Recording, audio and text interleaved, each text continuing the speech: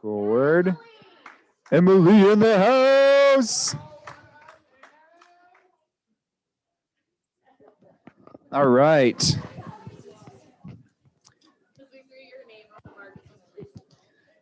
Okay. All right. This one is, I'm going to swap for this one so I don't have to stuff it in my face for now. Welcome, everyone, to team meeting. I love seeing a packed house. This is awesome.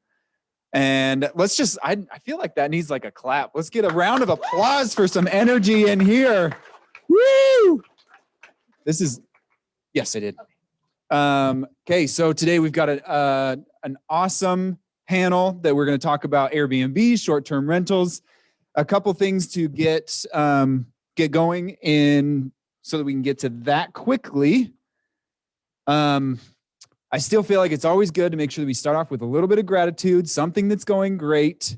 What is going on in your world? Is there someone else that you want to recognize? Maybe they're doing something good or something that's working well for you and your business.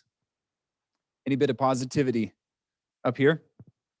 So we need to give a big shout out to Amy because Red Day made a huge impact in a lot of people's lives, and she just set up that whole thing. So, and Clint and Rob Adams, he organized the food drive. Yeah. And then me, who just took boomerangs and selfies all morning. Yep, that was needed. And all that food that you see in the back, we're going to talk about that in a second. So put a pin in that. Anything else? Anything else is going well? Yep, over here. I'm excited because I had my first buyer consultation last night, so I feel very excited. That's awesome. That definitely deserves a round of applause. Anyone else? Okay, let's move forward. Oh, whoops. Click two buttons there. Brock, I'm going to come up for a quick mortgage minute. So hi, everybody. The other clap is that we can see like teeth. So let's clap for that one. Yes. I didn't wear a mask for a whole week and it felt good. All right, cool. So for those of you who don't know me, I'm Brock Lassig with Cross Country Mortgage, and I put notes down so I didn't forget to talk about something. Thing number one is the Homebuyer Webinar. Did you all get the email? By show of hands, my email? Yes, okay, cool. If you could try to market that as much as possible, I think it's really valuable for our business and yours. We're teaching buyers a lot about the market and why buying is so important. Why buying is so important. So getting some of those people off the ledge, like I was just talking to Cindy, her son's going, he's one of those culprits that we need at that event, because we've got to talk him into why it's so important to buy now. And it's basically like a homebuyer seminar, or excuse me, a homebuyer like presentation that I would do one-on-one, but in a group setting, so it's maybe a little less intrusive. As far as the market, the rates are good. We've got a lot of support in the market. But the other thing that I think we should talk about is rates changing are really not too big of a concern. If rates go up, there's so much demand that it's not an issue. There was a stat a couple of days ago that even when we saw the rates tick up, I don't know, maybe it was 2 months ago or so, there was no slowdown in purchases outside of maybe just the supply issues that we're facing. So rates not really a concern for the time being.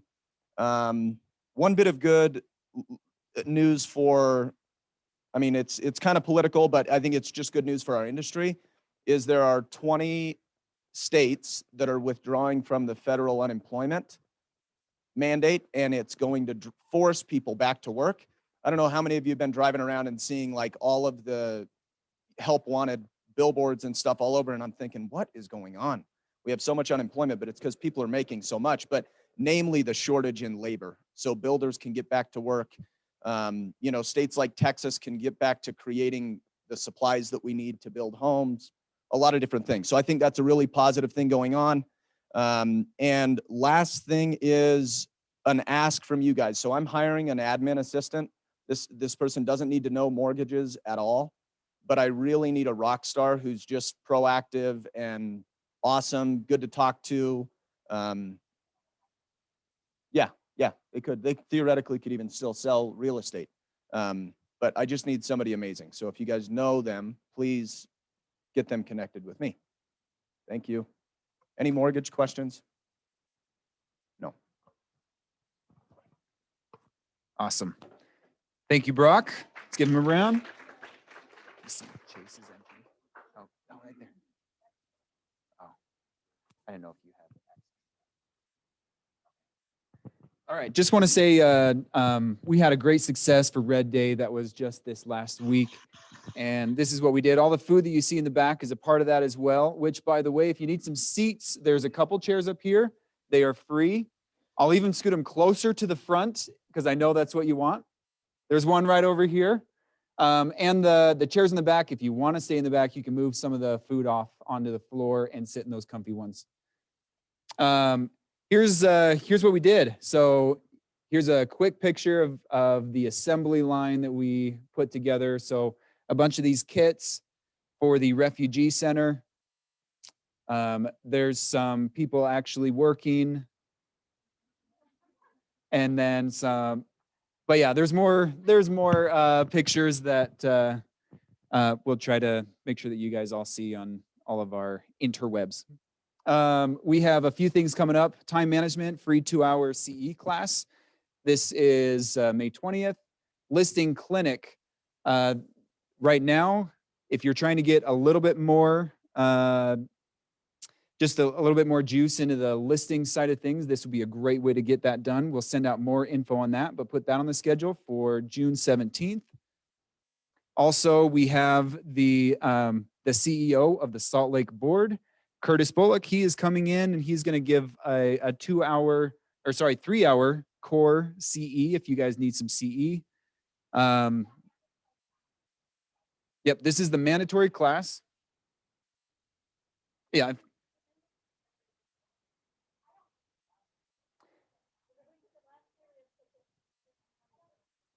We're going to find out and update you.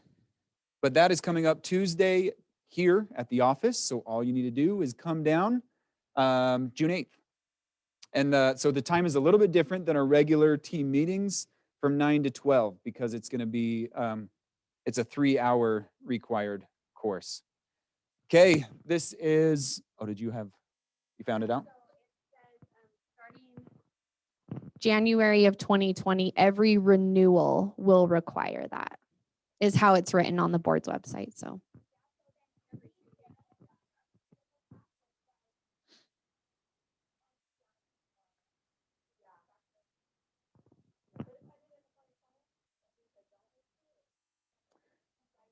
According to the board website, yeah, you'd be good. But if you haven't done it since 2020, so last year, it sounds like let's all race to register because seating is going to be limited. But it's free and you get 3 core CE and get that checked off. So we wanted to bring him here, make it easy for all of you guys. Client Appreciation Summer event is coming up. So if you guys, hopefully you have this on your sites, this is going to be an amazing event. We are putting this together. We got costs way down so that you guys can invite your clients. We want you to look like a rock star and make sure that your clients are coming and they feel loved by you. It's not something we're trying to make them feel loved by the office. We want them to love you guys. So this is the cost for your guys is the only thing that you'll need to put in is $3 per person for a whole. And this was 7 Peaks. It's now called Splash Summit. So 7 Peaks down in Provo. Yep. Call or Venmo Amy.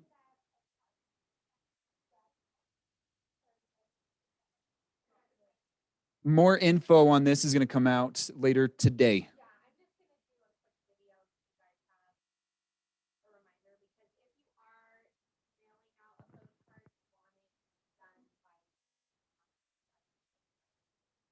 Yep. Yeah, if you're mailing things out just for time's sake, you want to get that done this week. Do we have another question? I see a hand over. Yep.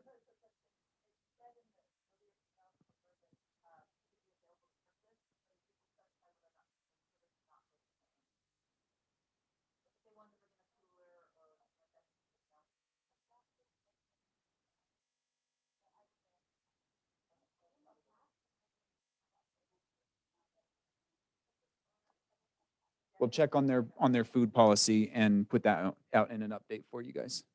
But put this on your schedule.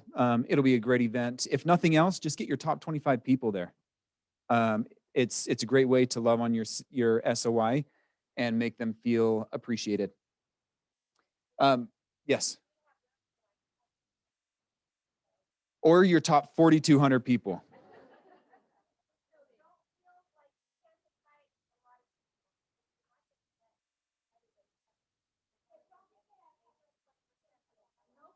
Yeah. Yeah.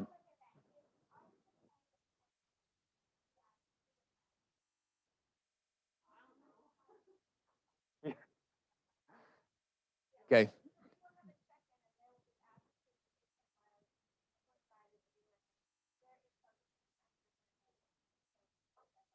Similar to the event that we did last fall at Corn Bellies. Yeah, it's much less.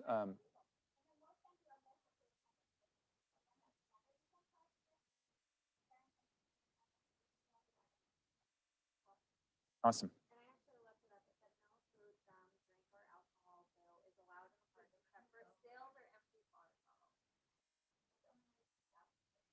Yeah, the whiskey gum.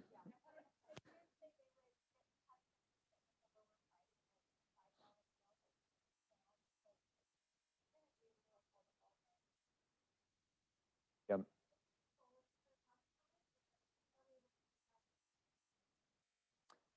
Yep, potential clients. It's your SOI. The one thing we're just trying to avoid is let's just market our whole neighborhood, whether we know them or not. If you know them, invite them. Yeah. And if they know you, so, because, yeah, they have to know you to, yeah, to say, hey, who'd you come, or who invited you? That's how they're getting in. Good questions. Okay, anything else on that? Awesome. Hey, quick round. This is, so Lisa, thank you so much for putting this together. And Annie Cannon, let's do a quick round of applause for them because this is a great event. If you didn't know, she's a part of our ALC events chair. So thank you. Just a quick reminder, we're just going to skim through this, but I think it's always good to remind ourselves what we believe in here in Keller Williams. Careers worth having, businesses worth owning, lives worth living, experiences worth giving, and legacies worth leaving. We want to be the real estate company of choice for agents and customers. God, family, then business, or values. Beliefs, I'll just read the bolds here. Win-win, integrity, customers, commitment, communication, creativity, teamwork, trust, equity, and success are the things that we believe in here and try to emulate. And of course, with our technology, we want to be the technology company that provides a real estate platform for our agents and buyers and make sure that it is valuable for everyone. Okay, let's move on to our panel. Oh my goodness, I did do it. I messed it up. Okay, well, I know. Look at it, and I even got a good picture of you too. All right, so why don't you guys come up where I saw Tori and Kody in the back. Come up here, and I'm going to edit this while you're coming up. I know, Scott. Yeah, Emily, our sole person. Chase, he is here on Zoom. Let me get that going in 1 second.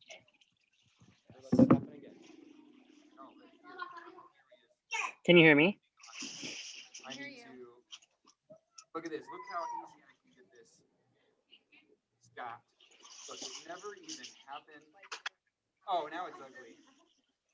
You guys got me all nervous now. All right, there we go. That look good?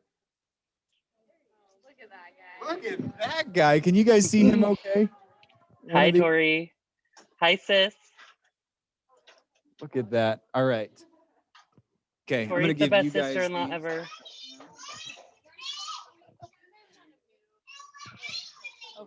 Yes, he's coming. He's just on the phone, Chase. Sounds like him, right? Sounds like him. Hey, everyone, just so everyone knows, Tori's the best sister-in-law ever. Oh. Scott, I'm sorry. That was my bad. It's funny because I was talking to Kimber today and it's like, I think I messed something up. Anyways. So,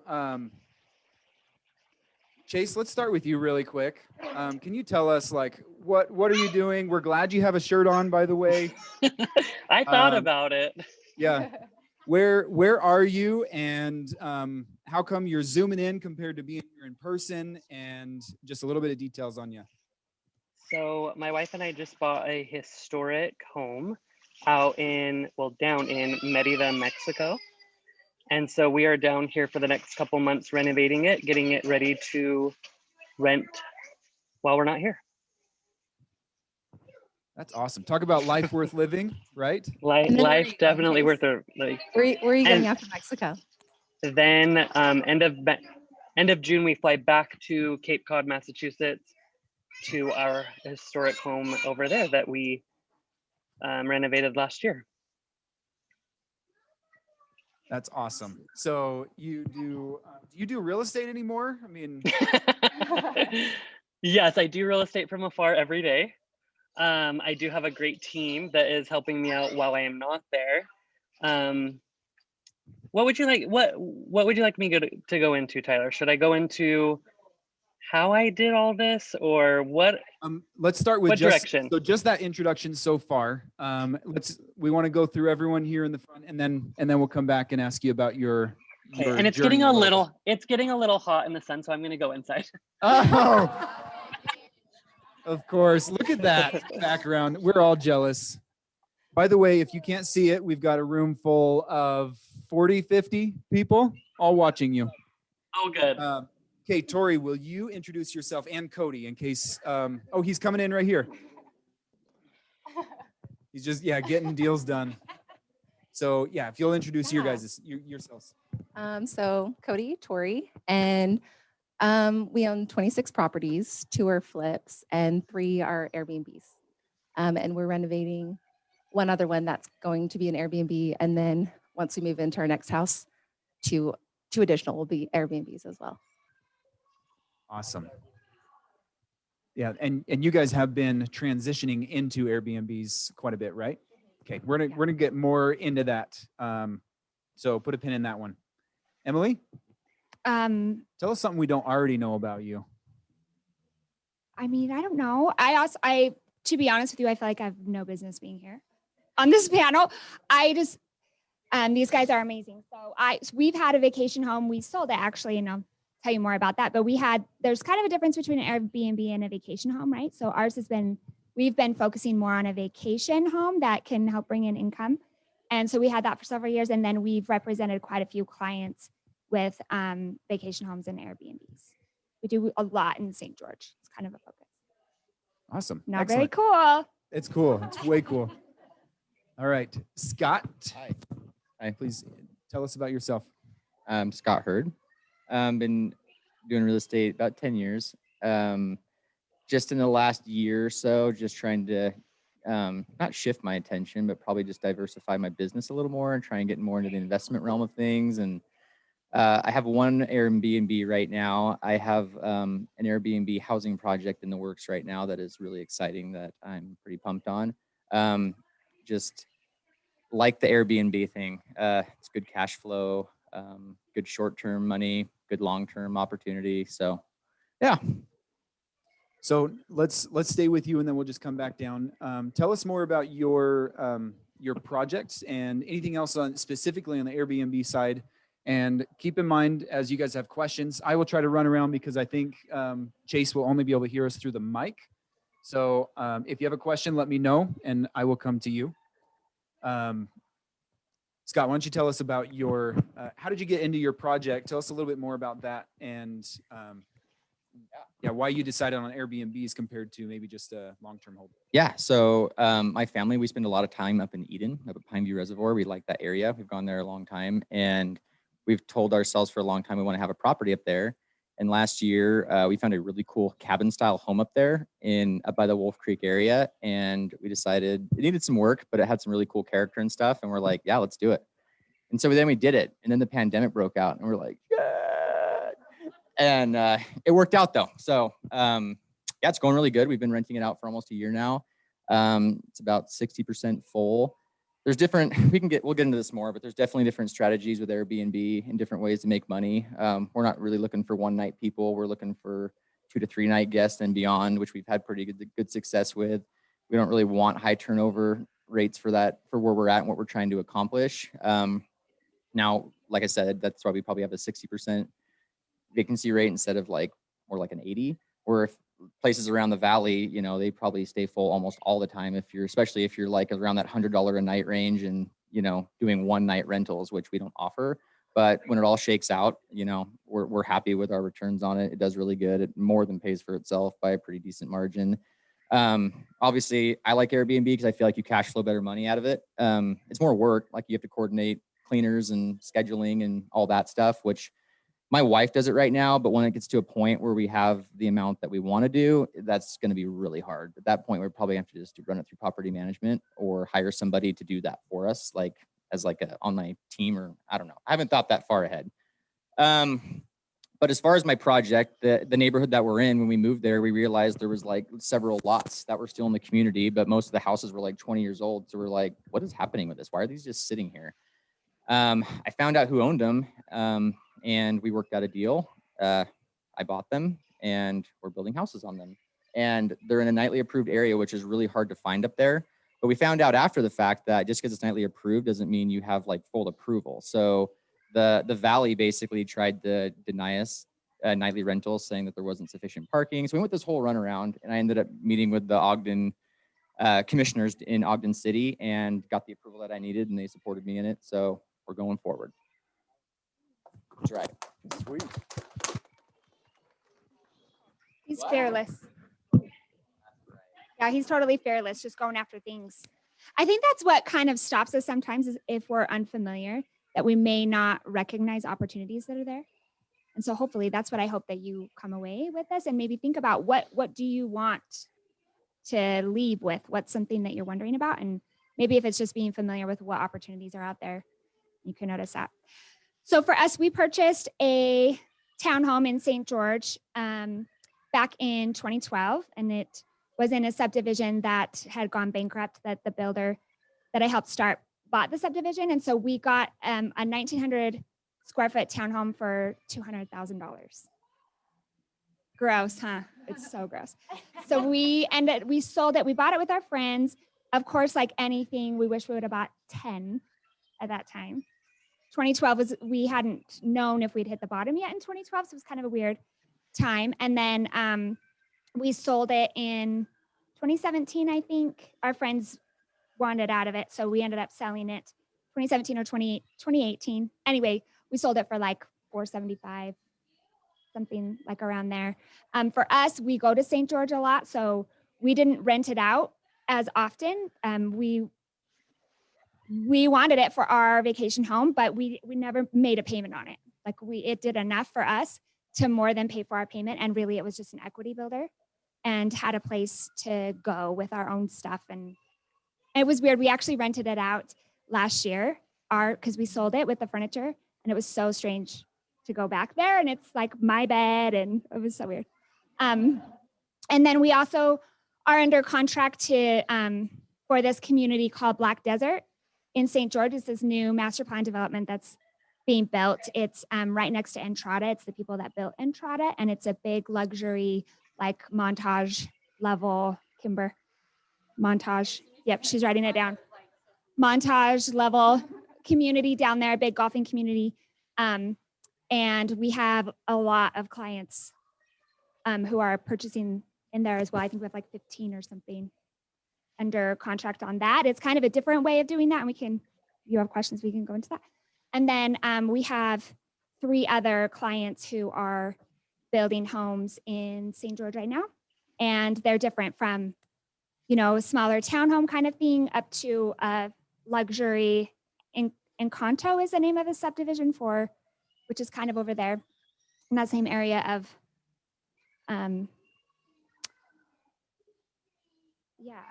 what's it called? Yeah, over by Santa Clara.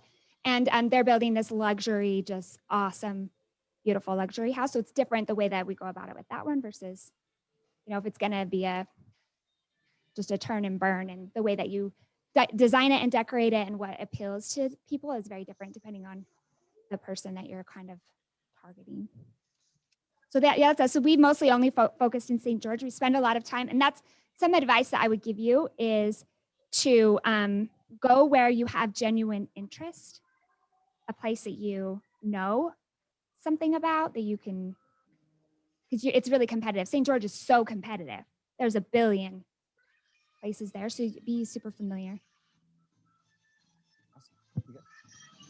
What was the question again? Sorry. Tell us a little bit about your portfolio and tell us how, because I know that you guys had, this is working. You guys had some that you rolled into Airbnb's. Can you tell us a little bit about that on your portfolio as well?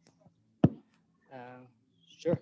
Yeah. So I'd been doing the long-term rentals for about 10 years. 10 years ago, I bought my first property, and we built quite the portfolio together. And now we have 26 rentals. And probably about 3 years ago, I had a gentleman that came to rent one of my apartments, 1-bedroom apartment downtown, and he was willing to pay more money than I was renting it for. So I'm like, yeah, go for it. And he's telling me, well, I'm going to be doing like corporate housing and stuff like this for companies. I'm like, you running an Airbnb out of this? He's like, yeah. I'm like, okay, well, as long as the rent gets paid, I don't care. So I let him run an Airbnb out of it for 2 years.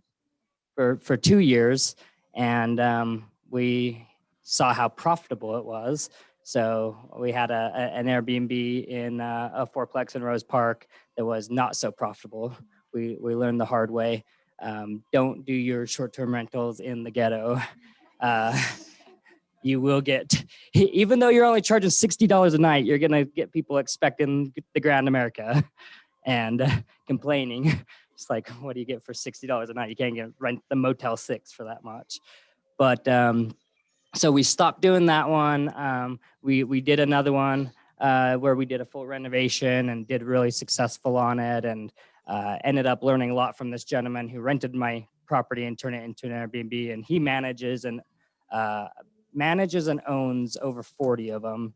So we become really good friends with him and learned a ton from him.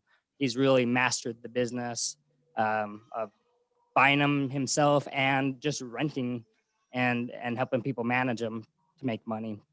And we ended up giving him the boot, and he got it, his business. And we now run an Airbnb out of that one. And we've just found that it's hard right now. Yeah, we bought another one recently, and we've just found it's hard to buy the long-term rentals right now with 25% down and be able to cash flow. If everyone's seen that, it's really hard to do right now.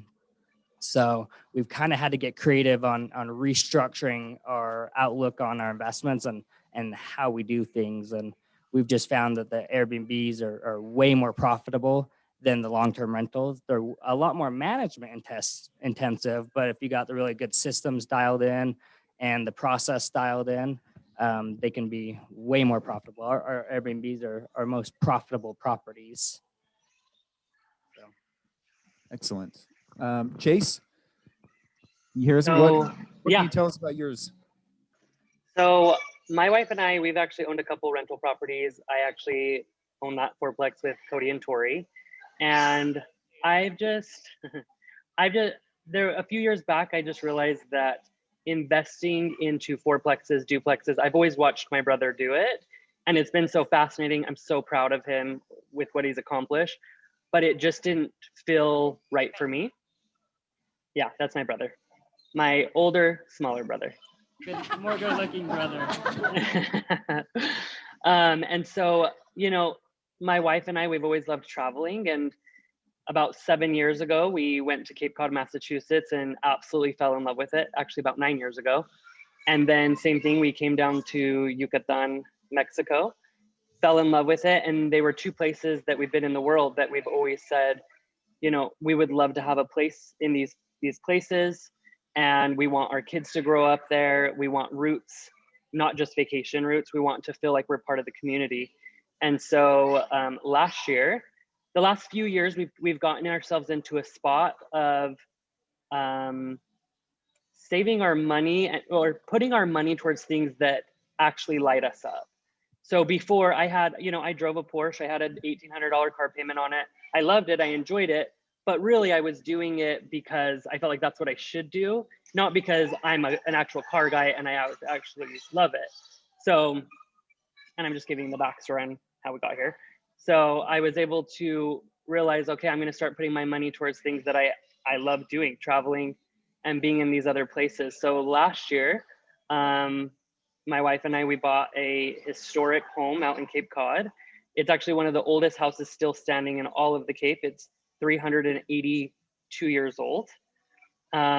Beautiful house right on a lake. We're about less than a mile away from the beach. We pulled the trigger on that, and it truly was the scariest thing I've ever done in my whole life, because I've owned property in Utah, but I've never done it long distance like that. But it all fell into place how it should. So last year we spent 4 months on the Cape renovating this home, getting it ready to rent. We were very nervous on if it would actually rent, because I know I love Cape Cod, but is everyone else going to love Cape Cod as much as I do, or want to visit and spend, a night there or a week there? So we put a lot of heart and soul last year into it. We have our 2 kids. Renovating with 2 kids is hard anyways, but when you're across the country, it's that much harder when you don't have family and all of that. But we finished that, turned out amazing, and we started renting it. And actually this month, and so on season is May to September. This month, we'll make about 17 grand on it. Next month, we'll just be shy of $20,000. So it's been a very lucrative investment for us. Yeah, that's in. The other question is that net profit. So that's just gross, but our expenses on it every month are about 3,500.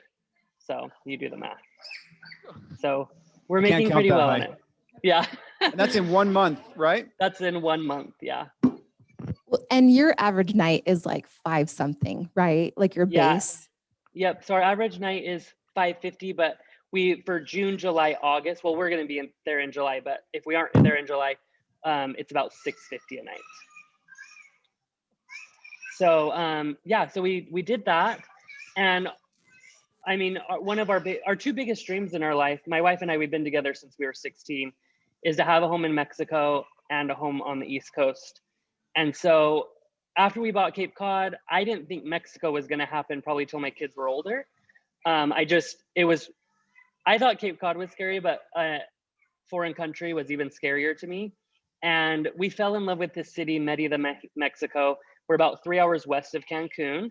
It's not a real American touristy spot. A lot more Europeans and South Americans come here. It's a very vibrant, decadent, wonderful city. We're right downtown Merida. We're about 30 minutes from the beach. We've got cenotes, underwater caves all around us. It's a true Mexican cultural experience. It's not Cancun, it's not Cabo. And, my wife and I, we've always loved these true authentic experiences. And we've been to a lot of boutique hotels in our life, and we've always wanted to create experiences for other people, and then for us to be able to enjoy them as well with our kids.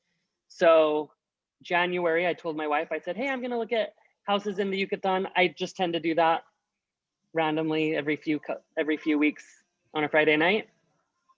And I told my wife I found this historic home right in the downtown of Merida. And I said, this is the house.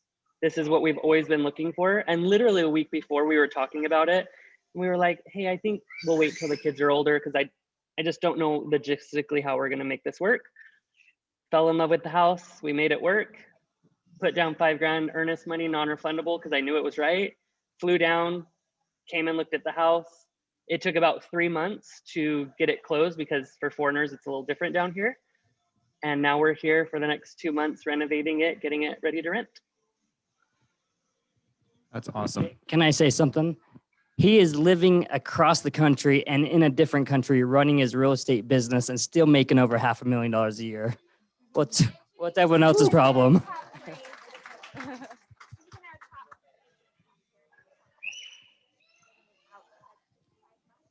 you. Doing awesome. We've got a question here.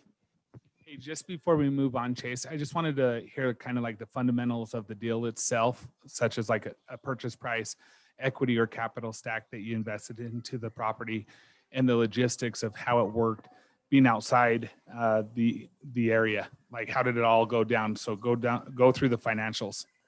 Okay, so down here in Mexico, foreigners, technically, when the Mexican Constitution was made, it made it so foreigners were not allowed to own property in the Republic. So, but back in the 90s, a lot of businessmen and politicians saw very lucrative opportunities. So they added to that Constitution and they made what's called a fideicomiso. And what it pretty much is we have a Mexican bank account down here that holds a trust, and we are the beneficiaries of that trust. They give us all full rights to sell it, remodel it, do whatever we want. We just don't physically hold our name and title. It's in that trust. So down here, you can't get financing. It's very difficult. So we did pull out part of it, we paid cash, and part of it, we just pulled out a small equity line of credit from our house in South Jordan, just to cover the difference. And so it takes a while. It took 3 months for them to get all the paperwork done. Everything down in Mexico is much slower than it is in America, even though we're paying cash technically for it. So we actually only bought this property for $375,000. It's a 4,000 square foot historic home. It has a courtyard, a pool. We're 3 beds, 3 baths. It's got 18-foot ceilings, and we're right, 5 minutes from the main part of downtown. So we What are your should be projections on it? we should be able to cash flow. Now, this is the thing. The great thing about this opportunity down here is it's actually already been an Airbnb for the last 7 years. And that was my big concern of buying a property down here is, yes, we love it once again, but is it actually going to rent as an investment property? And it's done really well. So once we get it remodeled, now my wife and I also own a design firm. So we put a lot of heart and souls into our property, and we make them a very unique experience. They're not just like every other Airbnb out there. So we should be able to cash flow on this between 6,000 to 7,000. That's net. No, that's gross. But our net expenses here are very, very low. Our property taxes are only $59 a year. There's just a lot of things that are very different. Our Cape Cod house cleaner that cleans up after our guests is $175 a time, where here our housekeeper is $15 a time. So it's all relative. It all, yes, all the expenses are lower here as well, but we don't have as much expenses here as we do out in Cape Cod. So it all just. Chase, why don't you tell them about the Cape Cod deal, your purchase price and down payment and everything, so they can get a good idea on your investment return? Yeah, so in Cape Cod, we bought it for $585,000. I actually just got an appraisal on it. It's now worth $850 in less than a year. And we put $100,000 down on that. So we carry a loan of $480,000.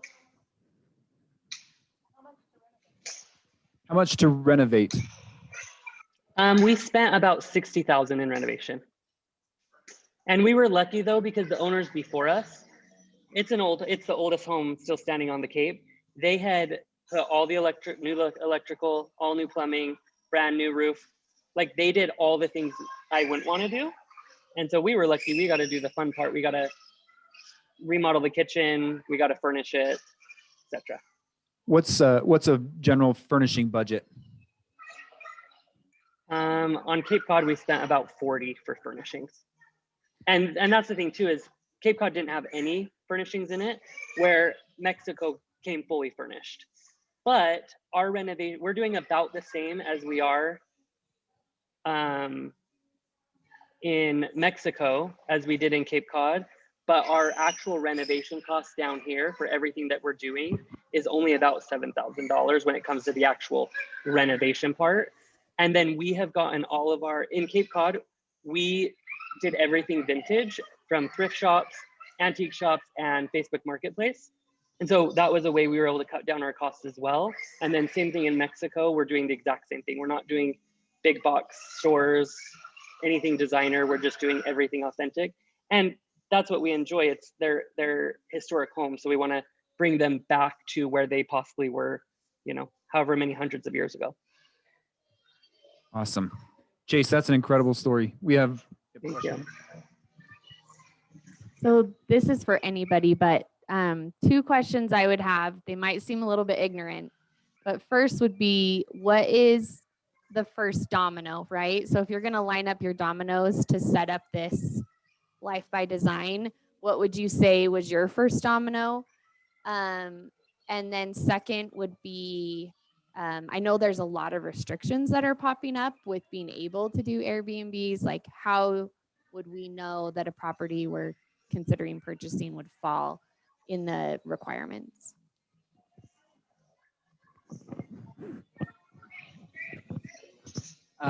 Let me answer that second question first. So there's some of the cities will allow short-term rentals, and you just have to fill out an application and get a business license for a short-term rental. Some of them have certain zones where you can only do it in that nightly rental zone. A property, a triplex that we have that we're doing 3 Airbnbs out of, remodeling our 3rd one in there, is commercially zoned that allows for hotel use for nightly rentals. So something like that will never be able to get kicked out. But on some of the other ones, we take the risk, and they're not zoned for nightly rentals. We don't call and ask the city for permission, but we know that, hey, if we ever get in trouble for it and have to shut it down, that we're buying a good enough buy that we can turn it into a long-term rental. But that's sometimes the caveat on buying these short-term rentals, is if you're not doing them in an approved zoning, that you're not technically supposed to be doing that. Now, there are certain ways to get around that, like you could do, a month-long lease, like Daybreak. We have somebody that owns a nightly rental in Daybreak, and they just do month-to-month leases, 1 month at a time. So there's ways around that. As far as your first question, I would say just get really dialed in on what you want. Get your cash saved, get pre-approved, start looking at properties, start doing your research, start looking on Airbnb, see what people are pricing stuff out at, see what kind of furniture costs. Like me and Tori have been hiring Chase's company, his design company, to renovate But it. Chase won't do everyone, so we're just special. It was hard enough to get him to do ours. We begged and fired another interior designer. But it turned out paid for amazing. Interior designing twice. Yes. And it makes a big difference to make them look a certain way. And that's why we've been really profitable at ours, because they're nicer than most all the competition. So hopefully that's helpful. I think it's important to get strategic with your financing too. So for us, we leverage. So so our last property that we just bought, that was an Airbnb, we bought a duplex. We're currently living in it. And we took a HELOC out just to have, because we're like, having money is not a bad thing for like our flips and things like that. So one of our clients didn't want to buy this property. And so Kody and I are like, well, should we buy it? Yeah, it was a great property. So we bought it. We used the money from our HELOC for our down payment. And now it's cash flowing really well. So No money down. yeah. That would yeah. make it $5,000 a month with no money down. Yeah. Well, money down, but it was just borrowed equity from another property that we had equity in. But- Creative. But you can get strategic too for like second home. So like for Chase, he could only put 10% down, like out in Massachusetts, or like if you're in Park City or Eden, probably you could buy it as a second home and put 10% down in a way. And I know like Mountain America for investment properties, they do have that 10% or 15% down for investment properties. So those are just other ways that you can get strategic on your financing. We also, one of the things I want to make note too, just because the city allows an Airbnb or a nightly rental, so they're kind of the same thing, vacation or a personal vacation home, or if it's something that you're just, because you guys don't go stay in your Airbnbs, there's just money makers, solely for money makers. But like Chase and the properties that we've had have been, and you too, we use them a lot, right?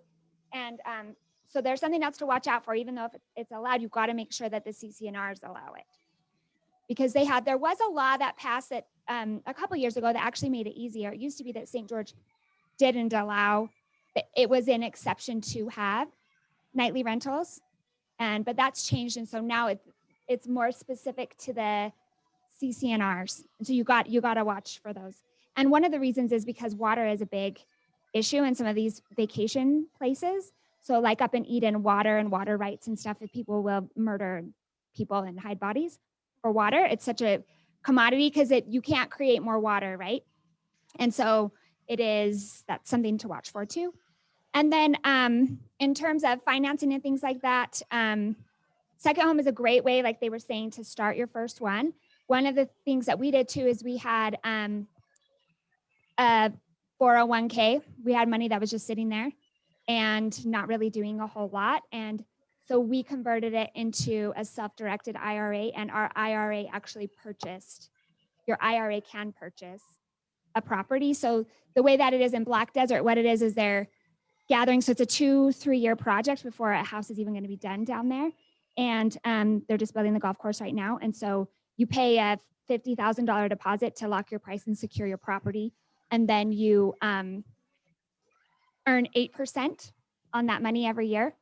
And then when the property is finished, and they're individual tax ID property, so you own an actual property, then you will decide if you're going to go forward, and that money and the equity either goes down toward it, or you can get it back and keep the equity. And so it just continues to grow because they don't know totally the time frame on that. So there's a lot of ways that you can do it. Partnering with other people can be helpful, and it also can be really hard. With that, I would give you the advice, if you're going to partner with somebody, make sure that you have really strategic rules. Like, for example, we defined who is family, who gets discounts, and block out dates. Because that's one of the things is you think, oh, this is awesome, we're going to spend Christmas in St. George, until you see that you can rent it out for triple.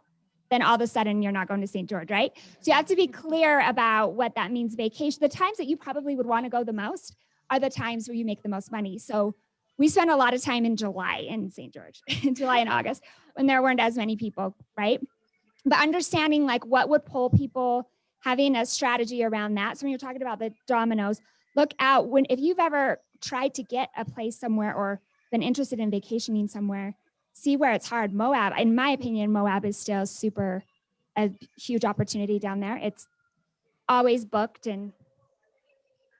so just kind of finding that out, but it's going to cost a lot of money. I'm super scrappy, and it still cost us $25,000 because it's more than just putting furniture into a house. You need to make sure, if you have a 4-bedroom house, you need to assume there's going to be 4 couples, or at least 3 couples in a bunk room or something like that. You have to be clear about how many people are going to stay there. And then you have to make sure you have double the amount of towels for that. And you have to make sure you've got pots and pans, coffee makers, filters, who's going to clean it, who's going to look over it. So you've got, not only do you have your down payment, but you have to have the cash to be able to furnish it. And then who's going to manage it? Most management companies take 30 to 40% to manage it, and they'll coordinate the cleaners and things like that. We set a rule that no matter who stayed in the property, it was always cleaned by the professionals. Even if it was my parents and they stayed in one room the whole time, that was a part of the thing with our family, is if you stayed for free, you're still paying a $200 cleaning fee. Just to make sure that the next guest, you can ensure that the sheets are always clean. So those kinds of things. And I have a checklist.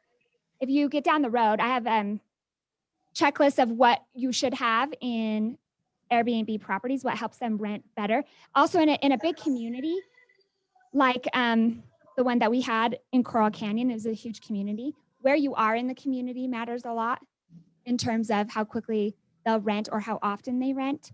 Having reviews, like really good, strong reviews, are important, and posting those. Trying to think what else. Oh, so in terms of money for ours, we made, our payment was like $800 or something less a month. And our average, what we got in, and we didn't really push it. We mostly did friends and family word of mouth. We put it on KSL sometimes and VRBO and Airbnb, but it just really, honestly, we were lazy, to be totally honest. And we averaged about $3,000 a month Net or gross? net. Can we talk about location? So if we're saying, hey, now you guys inspired us, keep it. Because you've got a location that is different than just a city. So yeah, tell us about location. Do you look anywhere? Will anywhere have a good, can I make 3,000 a month anywhere? And the first thing that I find, should I just buy it? Or how do we decide location wise if this is a good buy or not? Yeah, so for location, obviously areas that like, if there's like a certain area that you're like drawn to, there's probably a decent chance there's a lot of other people that are drawn to that area as well. So the reason I was super big on Eden, you can get into it way cheaper than like Park City in that area, but for now, yeah. But our cabin, we're 12 minutes away from Pineview Reservoir, and then 20 minutes from Snow Basin, and about 12 minutes from Powder Mountain. So that's what drew me to the area. It's like, okay, it's not gonna be a seasonal rental where I crush it in the winter and then it just basically is just kind of hit and miss the rest of the year. It's consistent like all year long. There was a little bit of a slowdown in April because skiing was shutting down and it's too cold to go to the reservoir. So that was a little bit slower, but we kind of knew that going in. But aside from that, like we've cash flowed super good out of it, probably on average around like probably around 3,000 a month. What did you buy it for? How much did you put down? How what did it cost to finish? Crap. Okay. Starting How one, much did you buy it for? 380,000. What did you put down? I put down 10%. What, it's adorable. What So you- adorable. his wife is adorable.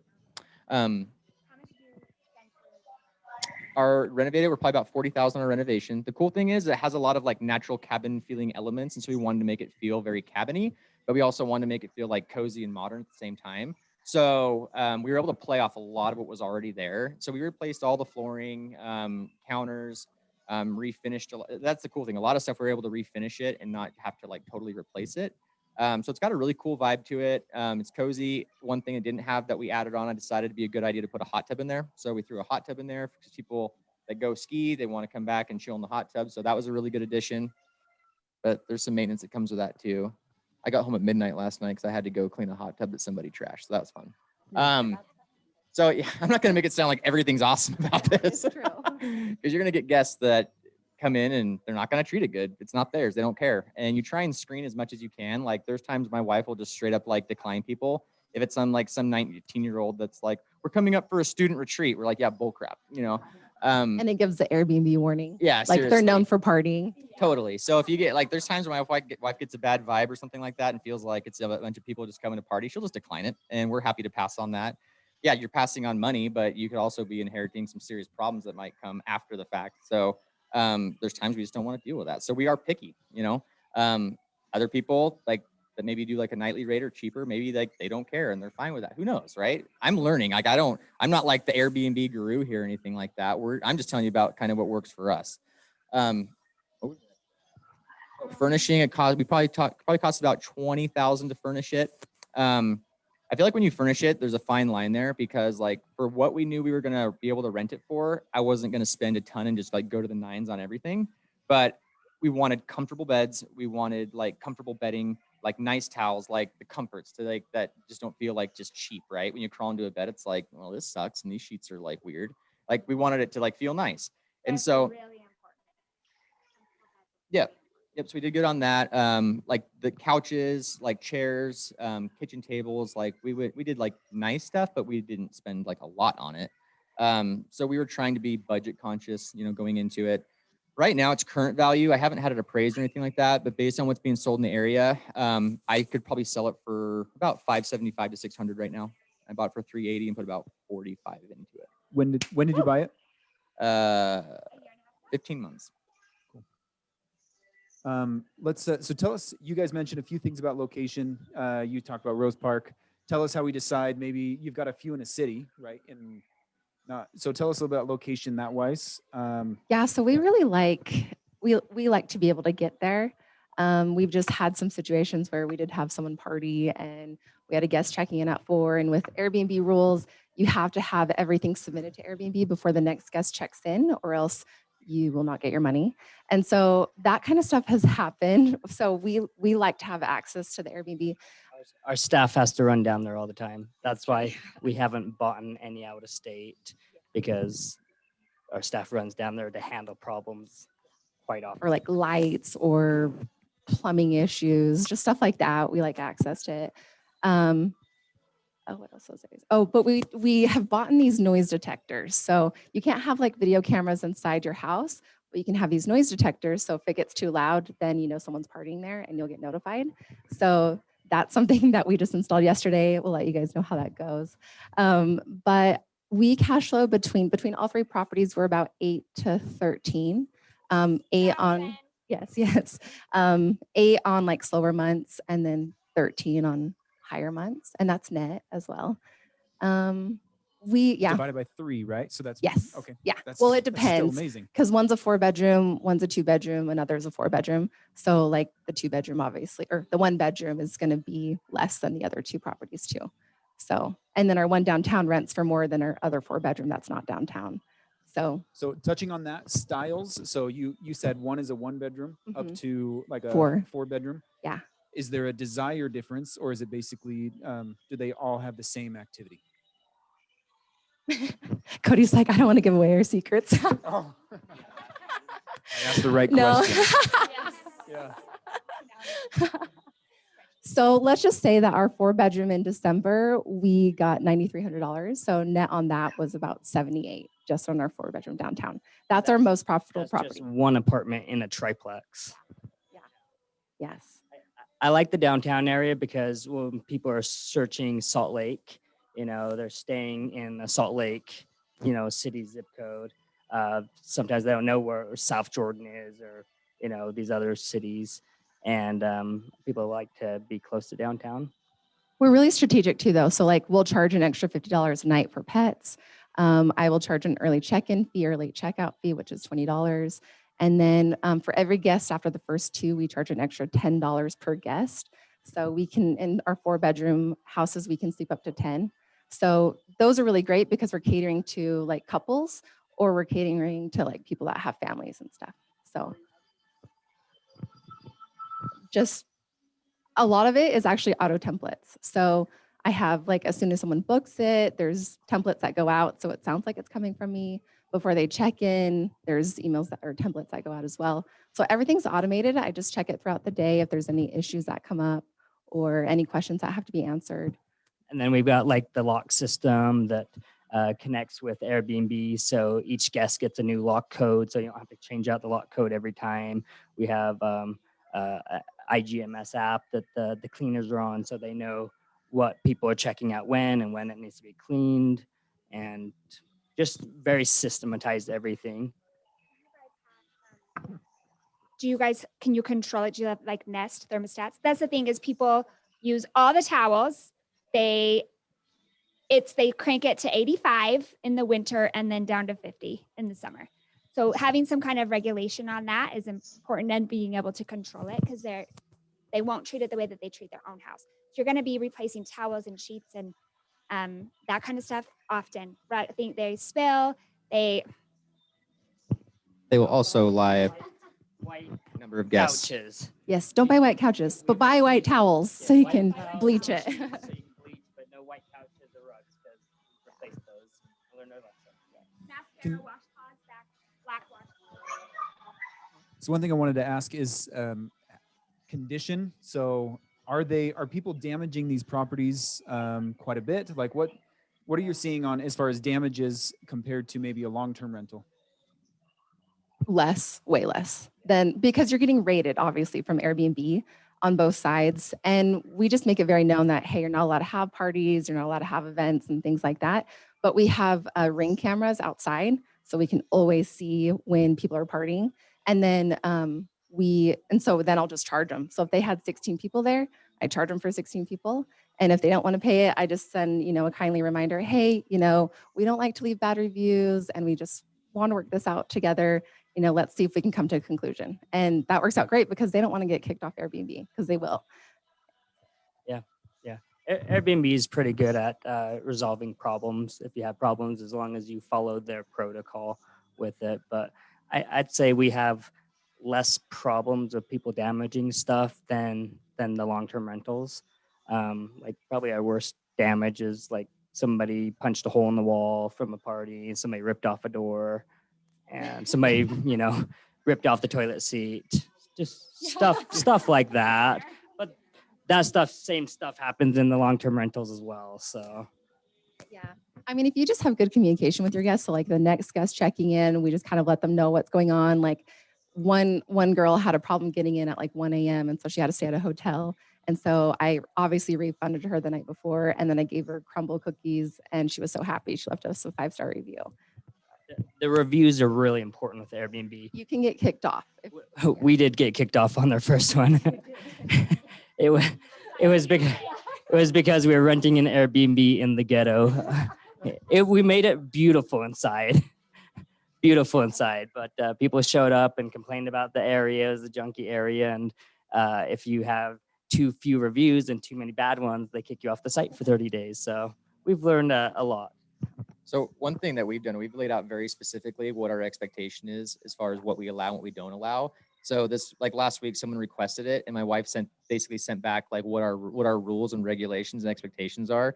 And it's like, it is very clear. Like it's a community. There's like owner occupants that live there. Like the HOA monitors it. Like you will be like called. Like if there's a party, like they will call the cops on you if it's like noise. And so after this like whole thing goes out, the girl responded. And she's like, "Yeah, I think we're gonna pass." And I was like, cool, right? That's awesome, because like she clearly read that, was like, okay, I can't live up to that. And like, I didn't want somebody like that in there anyway. So, but I'm sure you guys can probably say too, there's things you make. Our house rules. Yeah, And right. they have to say that they have read them when they're submitting the booking, but it's very few and far between. Like some people just think they can get away with it, but then once they see we have cameras, then they get a little nervous and they try to keep it down. Totally. I think it helps with the way that you Did you get the money? 70 Latine. Gracias. it has to do with the way that you're advertising it too. So if you're advertising, this is a great family vacation place, and you're talking about that, then you need to make sure you have toys, you have playpen, you have high chair, you have to have all those things if you're advertising that way. The one in Encanto that we're doing right now, the luxury one, everything says luxury, high end, and so the furniture's expensive, and our buyer lives in Chicago, so we're doing a lot more than just we're helping design it, furnish it, all of those things. And so in the way the description for the listing and stuff like that, it's talking about that. And that makes a big difference if it's just, if you're not specific about who you intend to attract there, then you could get a whole bunch of people. You could, get a bunch of teenagers instead of, it just makes a difference, I think. Well, and I think something that's important as well is the better you make this Airbnb, the different type of renters you're going to get. It's Very true. our Cape Cod home, we rent it on average for $550 a night. There's a certain type of person that is renting from us. And then same thing, we're setting those expectations up front with our templates, thanks to Tori, because she got us set up on the templates. We set those expectations. For us, ours is a different experience than just, Kody and Tori's downtown. We have a historic home. We want to preserve that beauty to it. And so those are in our house rules of, hey, if you're going to stay here, we have an expectation, you're preserving history. And we've had amazing luck with ours, but it's because when you see it on Airbnb, it's the best looking Airbnb of all of Cape Cod. And so one, we're able to charge more.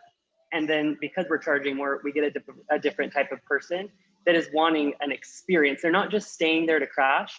These people that are staying at these homes of ours, they're there for the experience. So I think it's really important when you're creating, if this calls to you, when you're creating these, even Kody and Tori's, the way theirs is designed, the way theirs looks, it's an experience. They're not just there to sleep like a Motel 6.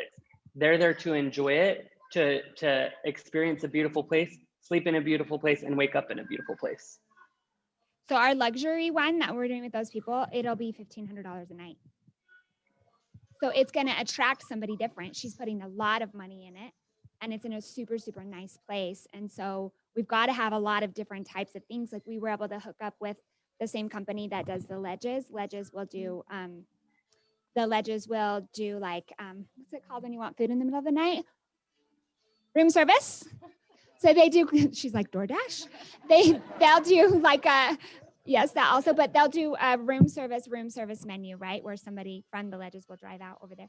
But so you just have to be really clear and specific about what you're attracting. And then what's your competition doing? What are they having success with? So we always talk to become friendly with the people around there, find out what's working well, share any secrets of ours of what's working, and then just, one up them for sure. It's a 3-bedroom. Isn't that crazy?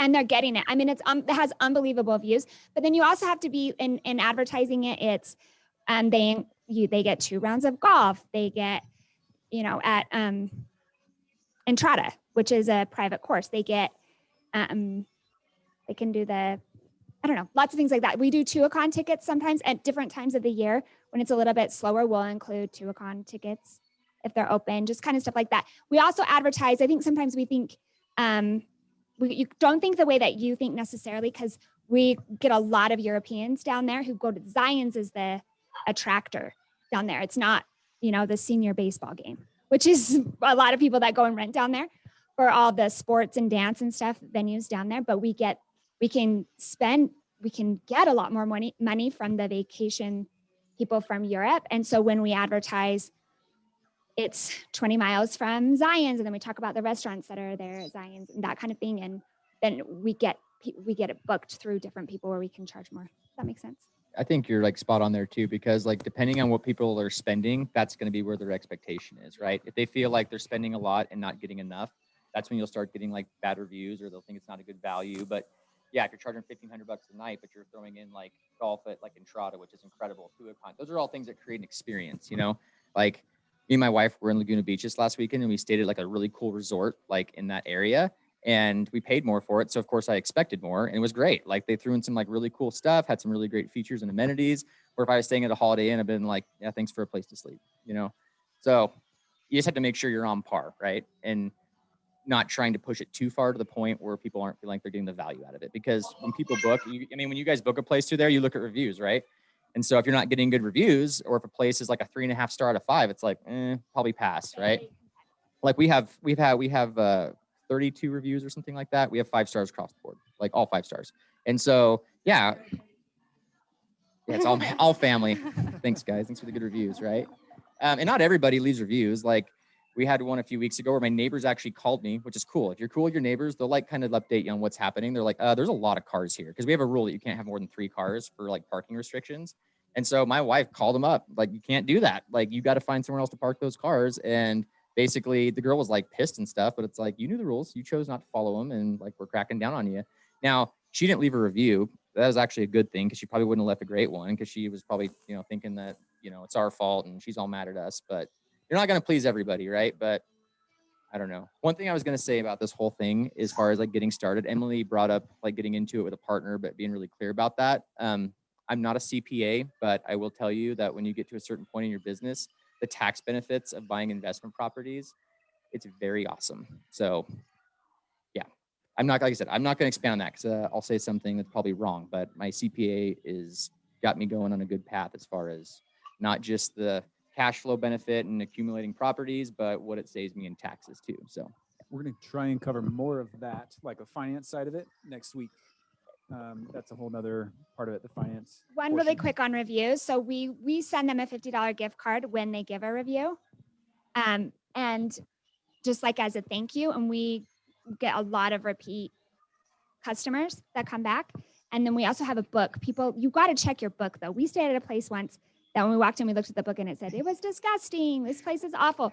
So you want to have a book that you can take pages out, which is a little creepy. But if there was something that went wrong, I was just telling him that we had our sewage come up through the shower floor. Not cute.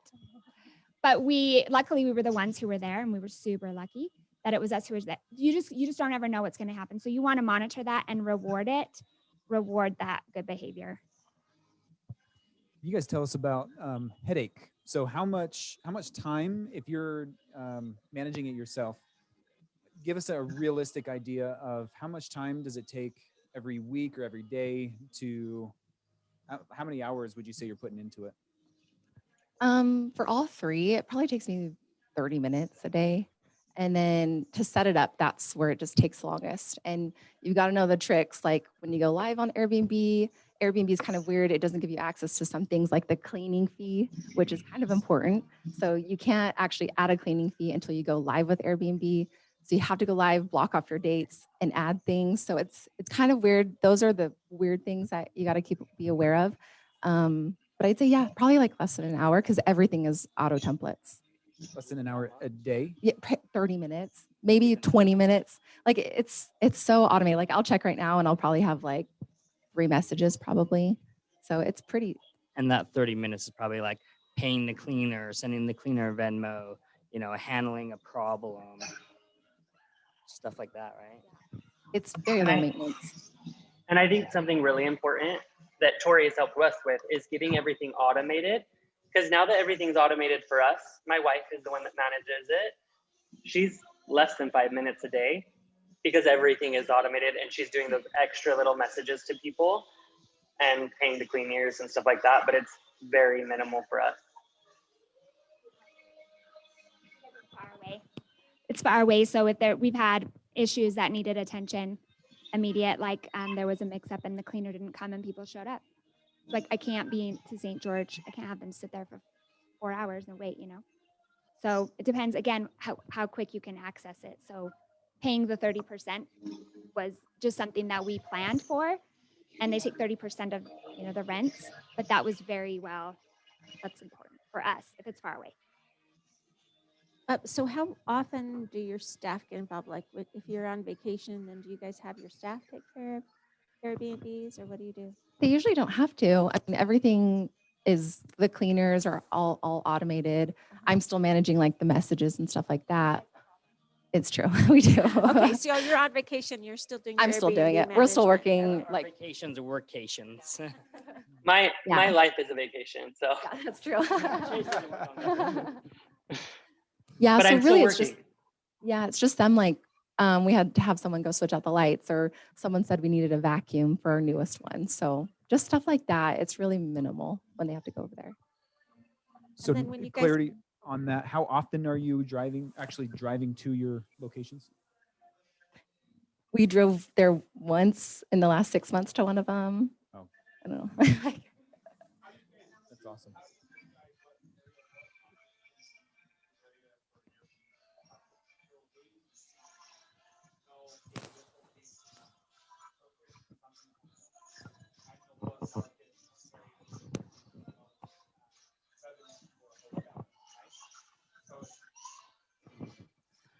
So what I'm curious about is how do you guys, is there a way that you can target what the Airbnb property is that's going to produce well, other than like, hey, Moab, Utah, we all know that there's, 4 million tourists coming through the park and Zion and so forth.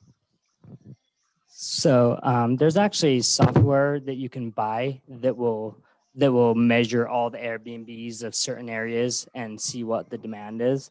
We haven't done any of that. We've just kind of done it ourselves, done our own looking and known that.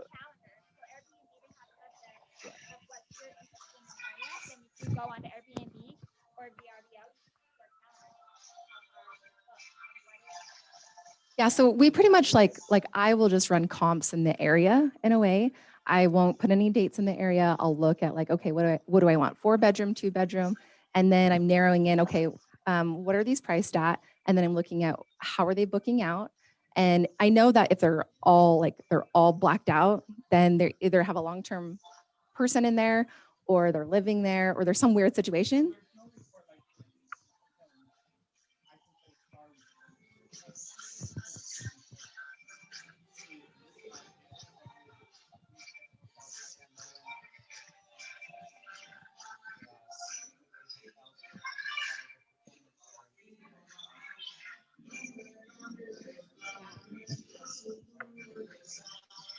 Yeah. No. There's AirDNA. People have talked about that. We've never used it though. I also, yeah. AirDNA. Yeah. And then I have a contact that one of my clients gave me. She actually goes out and looks at under marketed Airbnbs that are undervalued, I guess, where it could be really successful. If it's in those areas, but we haven't branched out yet on that either.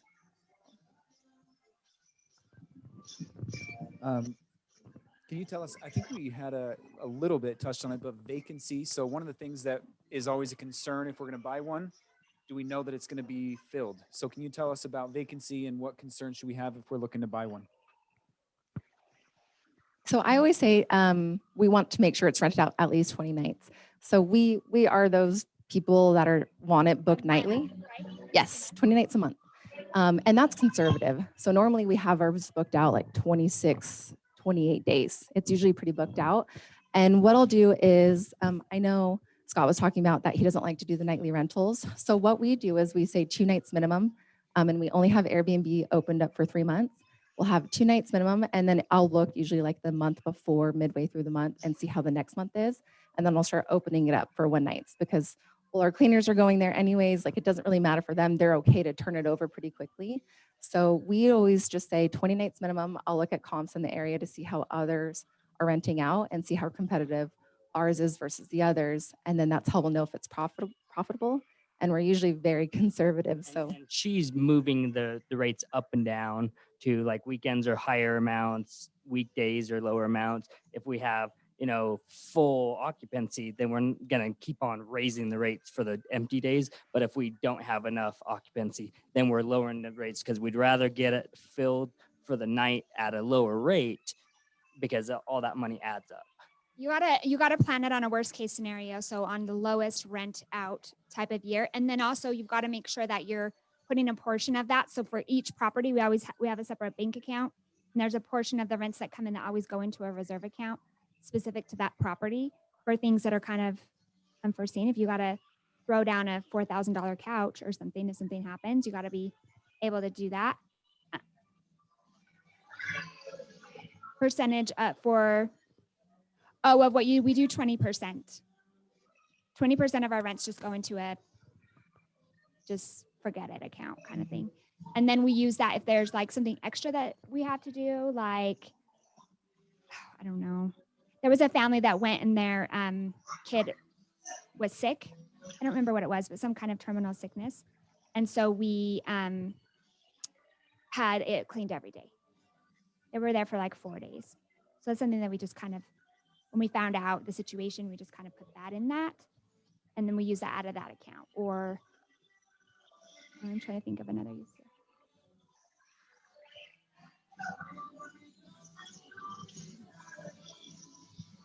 Awesome. So you had mentioned when you do research, are you just acting like you're a renter and you're just looking for something to rent? Okay. Oh my gosh, be an agent. Okay. So it like drives me insane. We just booked an Airbnb up in Bear Lake for the 4th of July. And I'm telling you, like, it is disgusting, the pictures that people take on their phone. It makes me, I don't care if you have the Galaxy whatever or the iPhone 12 Pro, whatever. You get professional pictures. Professional photography is so important. And you'll see that so many people on Airbnb do not. And Vrbo, they do a lot, do not have professional pictures. It makes a huge difference. Also, you guys should follow on Instagram, House on the Cape. Is that what it's called? Yeah. House on the Cape. And do you have one set up for the Mexico one yet? Yeah, it's called Casa de la Gitana, House of the Gypsy. House of the So Gypsy. yeah. You should follow that. They do such an amazing job at highlighting different parts. So when you're thinking about like how you stand out, the things that they talk about and highlight, it's so different for the different properties because the properties are so different. But that's the way, use your agent skills and resources that you have to make it really, really stand out. And I think a big thing with, go on, great. No, go ahead. So I think a big thing that, everyone's talked about, it's an experience. Like what can you do to stand out from the other Airbnbs? Because there's lots of Airbnbs everywhere. And what are you doing? It's like those little things, whether you're giving a gift card to your people, whether you're taking that professional photography, whether you're like, for us, because these are lifestyle experiences, these homes that we have, we on our Instagram, we're creating that lifestyle, we're creating that magical place. So when people see it on Instagram, they automatically want to put that on their bucket list. But we also include, I mean, it's our home as well. Like, we're experiencing it. So we do add for us, you know, our experiences there. But that's the thing, like a house on the Cape, that's the name of our Cape Cod home, is about 35% of the bookings so far for us have been directly from followers of ours from Instagram, from Connecticut, New York, from California, from Texas, Chicago. People are flying out there because we're creating that experience virtually. So people automatically want to experience that in person. And then when they get there, it exceeds their expectation because every little detail we're thinking about to make sure that it's a phenomenal experience the whole entire time they're there. And on that note, if you guys are willing to send me your rentals, like a link or a text, I would love to. I'll send everyone out an email, but just as an example of what you guys have, if that's something that would be, I think that would be helpful for us to see kind of what you've been talking about as well.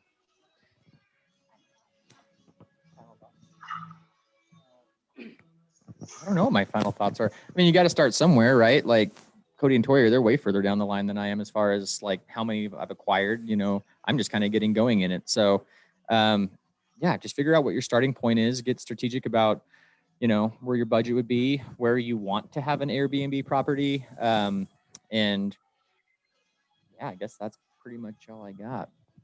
Sorry. One other thought too is there's obviously VRBO, you could do bookings.com, you can do Airbnb. We've just found out that we're more profitable with Airbnb. So Airbnb only takes 3% from the host, where VRBO takes 5%. So, and we were on both and we realized all of ours are through Airbnb. We're booking more and we're just building this reputation. Like we have 130 reviews. And so we're a super host, people trust us and all of that. So just kind of whatever you guys want. And it depends on the location. Like maybe Bear Lake has VRBO more than Airbnb. Yeah. So it really just depends on the location. It's not a bad idea to play on both until you figure out which one's your niche and which one you're more profitable on.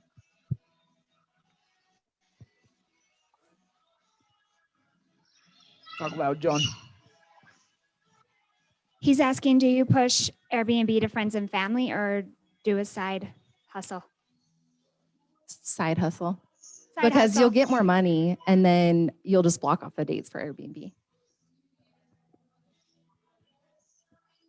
Just text message. We still tell them to go to Airbnb or Vrbo and look at it and then book it with us. But a huge portion of ours were from friends and family that stayed. Any Chase, do you want to have any final thoughts for us as we wrap up here? Yeah, I think something that's really important is do what lights you up. Just because one person is doing something doesn't mean that you have to do it that way. I'm doing mine very unconventional because that's what lights me up, but it doesn't mean it's right for everybody. So I think the biggest takeaway from today is, you know, go home and think about what excites you? What do you want to do? If that means buying something in Salt Lake, phenomenal. If that means buying something in Bear Lake, phenomenal. If that means buying something internationally or out of the country, put your mind to it and just don't give up on that dream that you have to accomplish those things that like really matter in your life. It's true. I just want to touch base on what Chase was saying. Me and Chase have owned some of these rentals, and long-term rentals in the past, and he hated them. He hated them. And I was the one who dealt with all the problems, you know, that come with owning that many rental properties. And Chase started doing the Airbnbs, and it's really like lit him up, and he's so passionate about it. And if you're passionate about something, you can be really profitable. Same with Tori. You know, Tori runs our whole Airbnb business and she loves it. And she's always trying to get us to buy more properties. And I'm always like, oh, we probably need to finish some remodels and sell some flips before we start buying more properties. But it kind of becomes an addiction and, you know, a game of how much money can you make and constantly adjusting things. So my biggest thing that I could say is just take action on your dreams. Don't think about it, just do it. You'll figure it out along the way. We all And I learn think, from somewhere.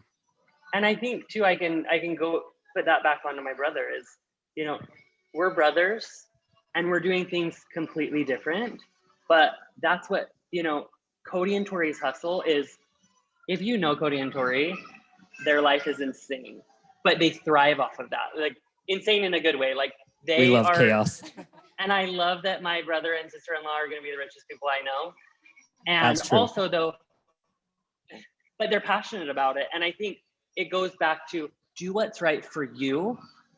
Don't do what's right for other people. Don't put those shoulds on you just because everybody else is doing it. Really follow your like, what really lights you up and just do it. That's awesome. These guys are incredible. They are inspiring. And let's all go buy some Airbnbs now.